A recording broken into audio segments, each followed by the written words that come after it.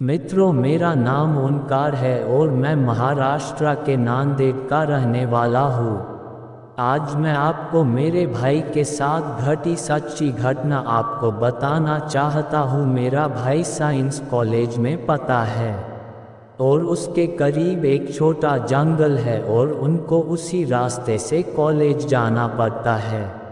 और रात को उस जंगल से जाना खतरे से खाली नहीं होता है। कुछ दिनों पहले मेरा भाई दोस्तों के साथ बातें कर रहा था और बातें करते करते रात हो गई और जब उसने समय देखा तो रात के 9:45 हो गए थे। उसी जंगल में घर तक पहुंचने का एक छोटा रास्ता भी था, लेकिन वहां रात को कोई नहीं गुजरता था। लेकिन मेरे भाई के दोस्तों ने उसी रास्ते से जाने की सोचा ताकि जल्दी घर पहुंच जाए। उसी रास्ते में एक हनुमान मंदिर पड़ता है। जब उसके बाहर से निकले तो देखा पंडित जी बाहर खड़े थे। पंडित जी ने मेरे भाई और उसके दोस्तों को रोका और बोला, बेटा तुम घर जा रहे हो तो मुझे भी साथ ले चलो, मैं भी काफ़ी लेट हो गया हूँ और रास्ते में अकेले में काफ़ी डर लगता है। उन्होंने पंडित जी को भी साथ ले लिया। वो कुछ कदम चले ही थे कि अचानक उनको पीछे से सफ़ेद रोशनी दिखाई दी और वो रोशनी एक बरगद के पेड़ के नीचे से आ रही थी। मेरे भाई ने पीछे मुड़कर उस रोशनी की तरफ जाना शुरू किया तो उनको एकदम सफ़ेद आदमी दिखाई दिया और उसकी आंखें भी सफ़ेद ही थी।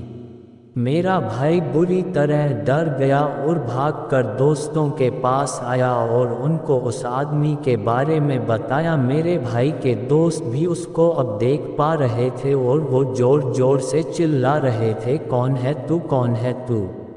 तभी पुजारी जी ने हमें चुप रहने को कहा। अब वो समझ चुके थे कि वो के बुरी आत्मा है। उनको पुजारी जी ने चलते रहने को कहा। वो आत्मा उनकी तरफ देख रही थी लेकिन पास नहीं आई। थोड़ी देर चलते रहने के बाद उन्होंने पीछे देखा तो पीछे कोई नहीं था। अब सभी लोगों की सांस में सांस आई। मेरे भाई के दोस्तों ने पुजारी से कई बार उस भूत के बारे में पूछा लेकिन पुजारी कुछ नहीं बोले। वो सभी जंगल से बाहर आ चुके थे और पुजारी जी ने कहा, ठीक है अब मैं घर जाता हूँ। वो आगे चल रहे थे। उन्होंने फिर पुजारी जी को बतलाने के लिए पीछे मुड़े तो देखा कि पुजारी जी गायब हो गए। वो एक बार फिर घबरा गए। वो माजरे को समझने के लिए पुजारी जी के घर गए तो पुजारी जी खाना खा रहे थे।